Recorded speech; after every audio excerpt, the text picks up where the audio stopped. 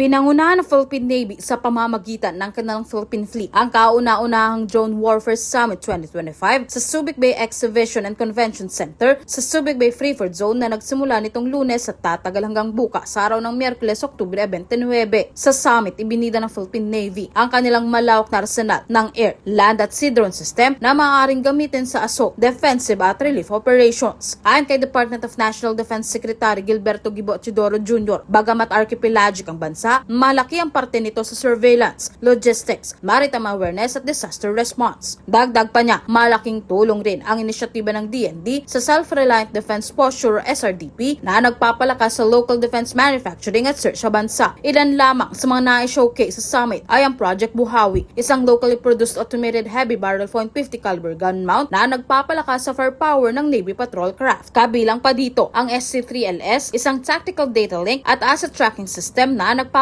sa surveillance at intelligence capability ng Navy. Samantala, ang ilan sa mga tactical hardware na ipinakita ng Navy ay pinangunahan ng Academe, partikular na ang ilang estudyante sa Northern Mindanao. Kabilang dito ang autonomous surface at hybrid vessels, tsunami detection system at fiber reinforced ballistic protection. Dumalo sa nasabing summit ang ilang representante mula sa iba't ibang bansa, kabilang na ang Turkey, Spain, United States, Canada, South Korea, Germany, India, Norway at iba pa. Sa tala, umabot sa 3,000 ang bilang ng mga dumalo sa summit mula sa iba't ibang sangay ng pamahalaan, partner nations at observers. Parte rin ito ng modernization program ng Navy katuwang ang DND at AFP. Ang balitang ito ay hatid sa inyo ng Direx 500, ang kasangga sa iba't ibang uri ng sakit. Uminom ng Direx 500 na super antioxidant para sa balitang regional. Ito sa K5 Cristal Barcoma para sa kampiyon sa balita, serbisyo publiko at kasiyan sa buong Pilipinas. K5 News FM. K5